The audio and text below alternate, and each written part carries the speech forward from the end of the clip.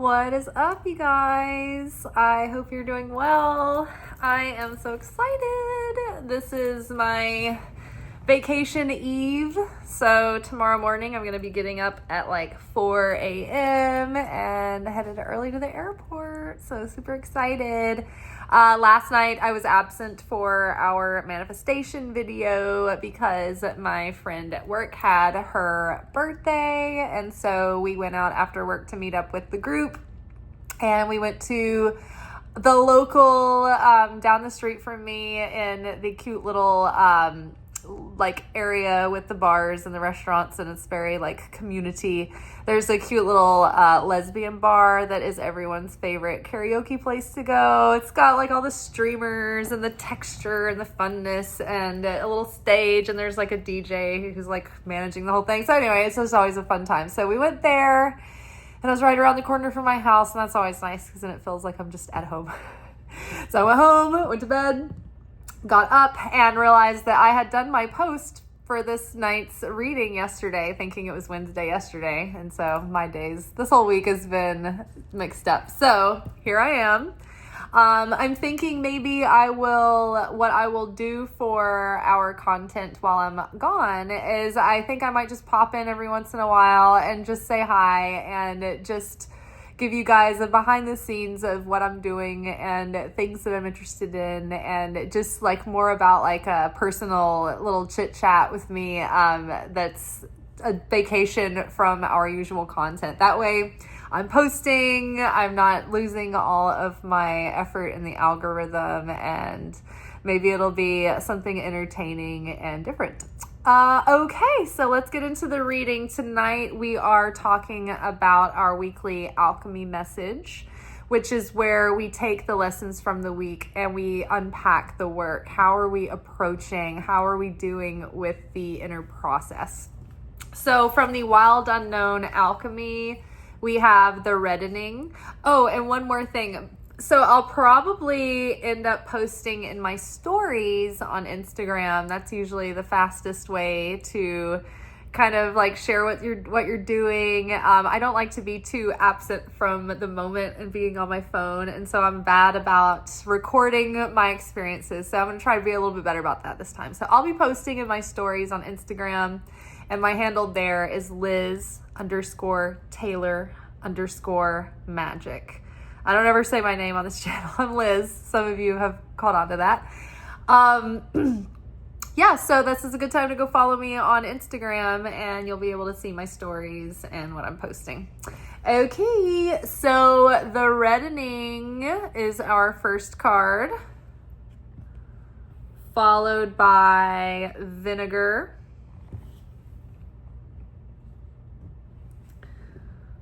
followed by disillusion,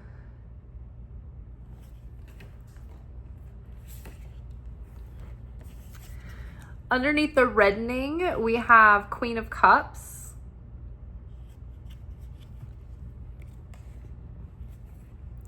underneath vinegar we have Nine of Pentacles,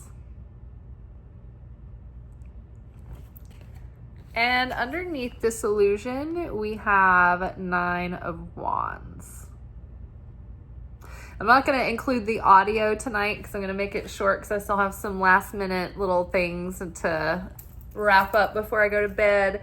But you can read the blog that would have been the audio in the description box below. And that usually, gives maybe another angle, or it's usually not exactly what I've said, but it's something more with the theme. Okay, so the reddening. The reddening, and you may get the impression as you just look at this, but this is about the vitality and life force of blood, of renewal, of rebirth. Women understand that blood and bloodshed goes hand in hand with life. Shedding blood, death, rebirth, they go hand in hand. When a woman has a baby, she dies and a new creature is born. One that is no longer 100% autonomous, but one that now has bared a creature that now offspring. Gospel of Philip inside joke. You had to be there. But anyway, so now she has this being that is reliant on her, and so her life is forever changed. So things have been dying, and we have been shedding the old identity, the old self that just can't carry the new vessel. We're moving up into a next level of consciousness, a next level of experience of life. We are not the person we were a few years ago. Physically as well. Like physically, our cells have died and rejuvenated, and we physically do not have the same body that we did 7 years. I think it's every 7 years you're totally recycled and you're a new flesh. So too, think about the intentional work that we've done, especially if you've been here since the beginning of the channel, even just having your awareness set in the subject matter that we've been entertaining, daily. And however often you tune in, but this is deep stuff, right? Not a lot of people are working on these things in this way. A lot of people think that they're doing spiritual work, but really they're just fixated on when they're going to get what they want. But we've really been about the business of looking at ourselves deeply and making change and metamorphosis and transformation. And because of that, we've been growing so rapidly that like a snake, we've had to continuously shed our old skin, shed and shed and shed again. And so that might be why, if you are anything like me over the last few years, it's like there's been very little that has been consistent or that's stuck. Like, for instance, you may be waiting for a breakthrough in your dreams, and you may be wanting to call in a soulmate, and it just doesn't feel like anything has landed, or you haven't met anyone that is like really that you resonate with, and maybe it's been a while. And that's probably because over the past few years we've gone through such a condensed quickening of the change, and so we haven't been the same person for more than a few months at a time, right? We've constantly changed, and so the universe hasn't had a consistent vibration to match us to. We're always going to call in the most potent mirror for who we are in this moment. But if we're meeting someone at our level last week, but we have revelation and insight that completely changes our perception, like we've experienced so many times over the last couple of years, that by like next week or 2 weeks from now, we're so different that person is not going to fit, right? And so we know, because if you're on this channel, you probably have something that's important to you. So you're not just spinning your thumbs and out there with plenty of time to just waste on, or not waste, but plenty of time to spend just, dating a whole lot of people. And, we've got like a time and hearts to waste on, just anything, to just throw spaghetti at the wall and see what sticks. It's like, that's not us anymore. We've been those people, and we've felt the chaos and the toll it takes on the soul when you run through people like that. And it's like, so I think that we've taken a step back, and what we want is something more intentional. Right. And so when we can see more clearly, whereas before it was like, okay, I guess we'll just test it out, see what happens. And that's a lot of emotional ups and downs. So it's a lot of heavy lifting. And that's what most experts would tell you. Oh, you got to get out there. You got to meet tons of people and to find the ones, a needle in a haystack. But I think that when you're more intentional, you just bypass those steps a lot faster.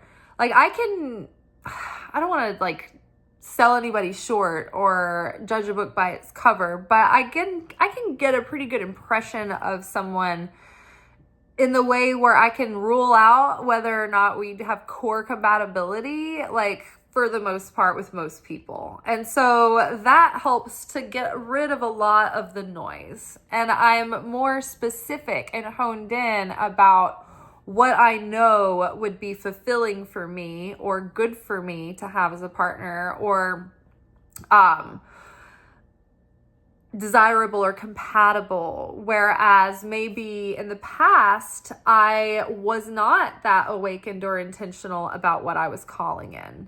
It was the luck of the draw, who showed up and showed interest, and I was attracted to them too. Okay, then I guess that's yes. Like, it didn't occur to me that I could pass up someone that I liked by the merit of them not being like compatible with me in my core values. That took work for me to learn that and understand that. And so I had to learn, like, love alone is not enough. You need common goals and a common vision for your relationship. And so when you are figuring all this out and you're changing so rapidly, you're not going to be a match for the frequency that you need to call in. So I think that Spirit has been kind to us and it said, okay, look, you're healing rapidly, and then there's a dream that you're focused on, and so you can't be too spread out and be very effective. And so I think we've been put in this cocoon of metamorphosis and transformation where we've gone into this process deep within ourselves. And now we're coming out on the other side of it. And I think now it's like, okay, the universe is like, all right, you're ready to like bring more people in. The season of isolation has done its business. Like, you've done the work that you needed to do during this time. So now, like, we're in this time of revitalizing and like a flush of life force, right? When I see this card, and I think we've talked about it before, but this is delicate subject matter, but it's like when an anatomy gets engorged with a rush of blood and it becomes erect and ready to produce life. It becomes fertile. So it's like this moment. This moment is like a total boner moment. It's getting excited. We're getting ready to begin new chapters and plant new seeds. And so it's coming from this emotional and spiritual renewal, right? We've been, making an effort and we've been devoted to our healing. And so now here we are, the Queen of Cups, and we have to remember to keep those lessons that we've learned, to be able to maintain our own frame and our own boundaries, to be able to fill up our cup and not just overgive and overgive and overgive until we're empty. We know how to balance both. We know how to keep ourselves full and our cup full so that we have enough to runneth over and to give to others. The Queen of Cups is beloved because she is emotionally intelligent and she's patient and kind and compassionate and understanding. She's gentle and nourishing. She's nurturing. She's intuitive. She's wise. She's a listener, but she also is someone that people confide in for maybe spiritual and emotional guidance and advice, right? But the Queen is so empathic, and she feels everyone so vividly and acutely that many times she puts other people's feelings before her own. And because she has a heart to give and to help, she overdoes it and runs herself down, runs herself ragged. So I think we've seen past that. We've broken those patterns because we've healed the root cause of the reason why people often overgive or run themselves ragged. And many times that is fear of abandonment. We have people-pleasing tendencies that might come from fear of abandonment, fear of rejection, which is kind of a form of fear of abandonment. You want validation. You want to feel needed. You want to feel like you've got the approval of someone. Or you're earning someone's love. Like, there's so many reasons why sometimes we overgive, either that or we're afraid to make someone upset or mad at us or unhappy with us. And it's like, okay, well then it's like we're dealing with struggling against the condition of enmeshment, where you feel like you are completely responsible for someone else's emotions. And so that's when people end up self-abandoning because they end up like I don't know, padding the reality of the people around them and constantly making sure that everyone is not upset, that everyone is happy. And it happens a lot in early childhood with our parents when they're like, well, it would make me so happy if, or it makes me so sad when you, it's like when your parents put their happiness on you and they're like, you're making me crazy. They put their emotions and they blame their emotions on you, or they make their emotions and their comfort your responsibility. That is enmeshment. When the parents give the guilt trip about, look what you're doing to your mother. Oh, we gave you everything and this is how you pay. Like those are, that is like coercing someone and manipulating someone and controlling them. And that is a codependent pattern of enmeshment. Okay.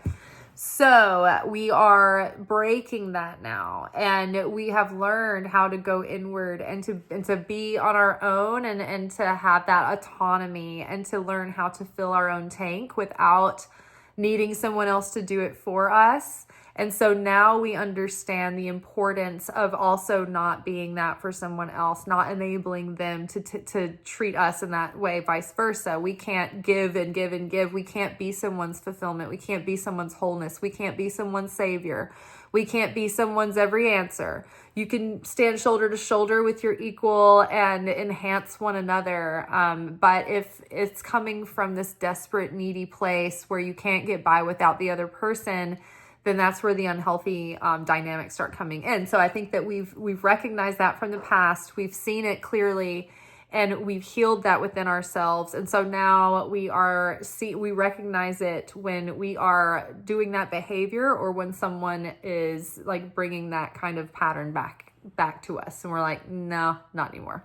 So breaking that cycle.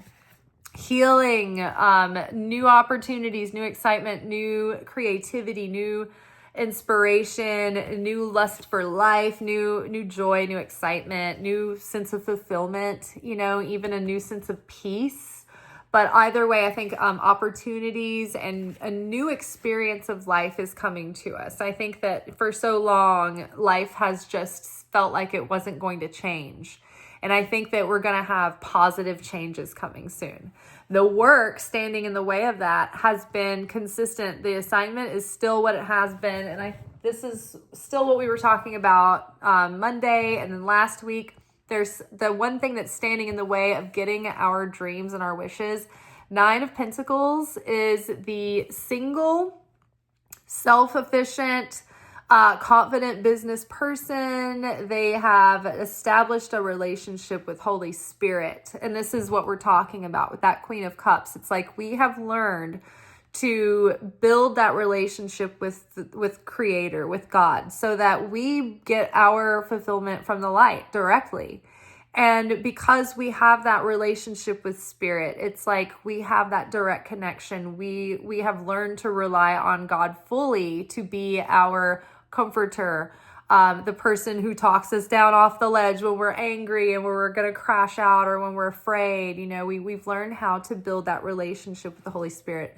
So because of that, and because we've established that autonomy, we're ready to go to the next phase, and we're on the verge of getting what we want. Like the 9 of Pentacles is also about being able to enjoy the fruits of your labor. And so in spirituality, the fruits of our labor are the fruits of the Spirit. They're our ability to be fulfilled and at peace. The fruits of our labor should be love and joy, peace and patience and kindness and goodness and gentleness and self-control and faithfulness. And so when we have made an effort, it's like we bear the fruit of that in our essence and in our being. And so the only thing that's and then by product of that, it's like the other things in our life start flowing. The blessings in the outer the outer manifestation of those blessings starts coming into being. But we're not going to be able to move forward unless we deal with this vinegar. Vinegar talks about this sour note that's lingering over the lab. It's like, imagine you dropped a big jar of vinegar in your alchemy lab, right? And you can almost smell like it almost stings your nostrils. The smell is strong. The flavor of vinegar, when you throw it into your, depending on how you like your greens, I like mine like drowned in vinegar. I like it all vinegar, where like my mouth hurts when I take a bite. It's like totally overwhelming. A little bit of vinegar can enhance the taste of something. A lot of vinegar can completely overwhelm it. And it's sour and it puckers and it's almost like uncomfortable, right? So when you put vinegar into, say, cucumbers or like tough vegetables, it starts to break them down. The acidity starts to soften and permeate the outer toughness so that the flavor gets in.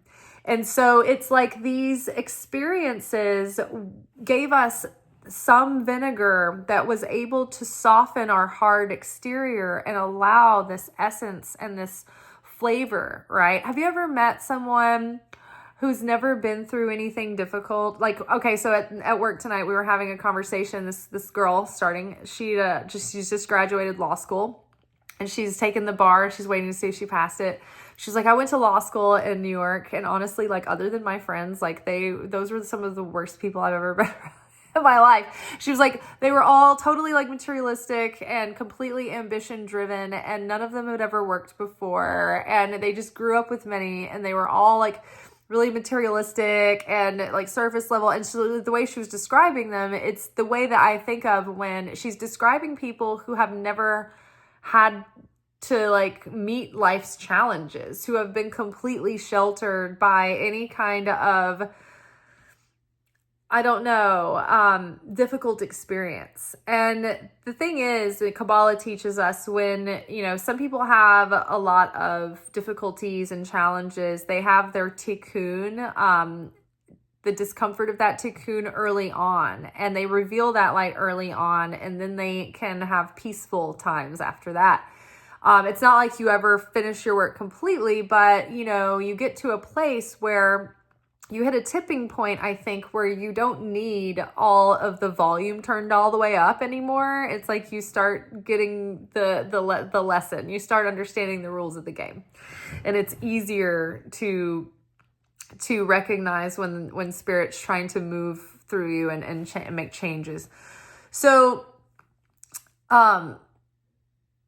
but yeah, anyway, these people, like she was describing, like they just have never gone through life's challenges. And so because of that, they're, but like the point I was making was that if you don't go through anything early in your life and you're like, wow, I've had a great life, I've never been through any challenges. It's like, man, I've actually, woe to that person, because it's coming. Like at one point or another, something is going to happen to you. And you will be thrown into the dark night of your soul, and you will know the rock bottom that every soul must know at some point in their awakening. So, but take heart if you've already been through it, because we're over the rough part. And this collective, we've had that message again and again. And it's not like we'll never be challenged again, but I think that the most impactful, like harshest intensity, I think we're past, at least for now, for a season. And so the thing is, though, our experiences, we're learning how to look back on them and reflect on them and appreciate them and see them differently. And that's the work that we're doing, because at this point, we need to see how the vinegar was able to get in there and soften us and make us into something more complex and more delicious and more pleasing, right? But if we allow that vinegar to overwhelm us and leave us sour and bitter and we're just puckered up over everything that's happened, then it completely overtakes the experience, and it's robbing us from our fulfillment and our joy. And when we are in a state of joy and fulfillment, that's when we're in flow. That's when we can align with our blessings. That's when we can align with our destiny. But when we're in that state of, we're not in affinity with the light of the Creator. It's like when your transmission is not the gears aren't going into the right place. It's all like your car is all jerky and it won't go. right? That's what the sour note, the bitterness, the I wish it hadn't happened that way. It's like the hard feelings, like we're working through those. We're not denying them, and we're not stuffing them down. We're allowing ourselves to acknowledge them and feel them and do the wrestling with them, grapple it out with these feelings and exhaust yourself of them. Because then as you're doing that, you pray and you vote. You're like, man, God, please help me not look at this through the eyes of judgment and through the eyes of my ego, but let me see this clearly through the eyes of my perfected soul that is connected with you, that understands the meaning and the purpose behind the situation and what it has done and all the good that it has brought forth in me and all the change that it initiated, right? We can really appreciate those experiences. So this is something that we talked about Monday, and it's a continuing theme through the week. And so again, with this disillusion, this is like the breakdown that the vinegar is doing. It's like it's dissolving those layers of our ego that have built up around our true original radiance, right? That spirit that is in direct connection with the Creator, right? We've got a spirit and we have a soul. And the soul has some dings in it, and it's got some incomplete areas, and it's a work in progress. It's a masterpiece over lifetimes. And we come here to earth to grapple with our soul and grapple with our lower nature and grapple with our carnal mind in order to awaken and elevate and come into our true being and our true selves as true humans, both divine and human and animal. And so when we can transcend above that animal nature and that egoic consciousness of the flesh, then that is when we tap into that super consciousness and that divine nature where miracles flow, right? But it's something like our spirit is always pure and in its wholeness and its perfected state. Our spirit is never changed. It's never tarnished. It's always eternal, unending, unchanging. And so that part of us is in there. And that is what's giving us that life force. It's like a direct cup of the Creator light. And that's what's animating our life from within us. Right? But it's like the layers of negativity that get built up around our ego that start to dim that light. And it's harder to connect with divine inspiration. It's harder to connect with clarity. It's harder to see things clearly and what's going to be service for our highest good and what is going to be destructive. So it's like as we can dissolve these layers, it's like things get more clear and we get more we get clearer about our direction. We can hear that voice clearer. What's going to be good for us and what's going to be bad for us becomes more distinguishable. And it becomes easier for us to be more decisive and take a chance at making a choice or declaring something and just going with it and owning with it. And if it's a mistake, then we pivot and we correct, right? But we don't stay in over analysis paralysis and we don't stay in indecision overwhelm. We have the ownership and responsibility to own our choices, to do our best, and then to course correct if we need to, right? So we're dissolving the ego and all of the ways that that's holding us back and keeping us tripped up and keeping us going in circles and keeping us from doing anything but elevating and rising to our next level. So we are dissolving this, and because of that, we have Ace of Wands, this cardinal spark of fresh starting energy, of beginning energy, of birthing forth. This is like the Big Bang. It's like the catalyst that started and sparked all of creation. And so too is the Ace of Wands. It's the spark, the first spark of creation. So I love this. It's like we're dissolving all that is not truly us, all that's not authentic, all that's illusion, all that is conditioning, all that is subconscious defense mechanisms and self-sabotaging, anything that's like the lies or illusions of the ego. We're dissolving it all. We're seeing through it, and we're being reborn, a new creature, a co-creator with God, awakened and present. and aware. And so we have transcended our former consciousness and we are elevating into a new consciousness. And then from that we will bear fruit in the physical, material ways that our new opportunities in this new chapter are going to manifest and present. All right, y'all, that is all for tonight. I will talk to y'all at some point. If you want to support the channel while I'm gone, there is probably videos that you haven't seen. The recent new moon workshop is really great. That is relevant for the entire month, and we talk about some of the secrets of Rosh Hashanah and the month of Elul, which is the month of Teshuvah, where we prepare by getting back on path and getting back into alignment, and we get ready for that Rosh Hashanah. So go watch the Virgo new moon workshop. There are a million videos that I bet you haven't seen in the Secret Teachings of Jesus series. We just completed the Gospel of Philip. And I'll give you guys a hint. My backpack over there is full of 5 books that are my juicy research for our next gospel. So hopefully that will be next Saturday. We will start that. So get excited. All right, you all, peace be with you. Pray that I'll have a safe flight and that we will have good weather and everything will be nice. And then I will touch base at some point, probably from the beach, and look out for me on Instagram. All right, bye, peace.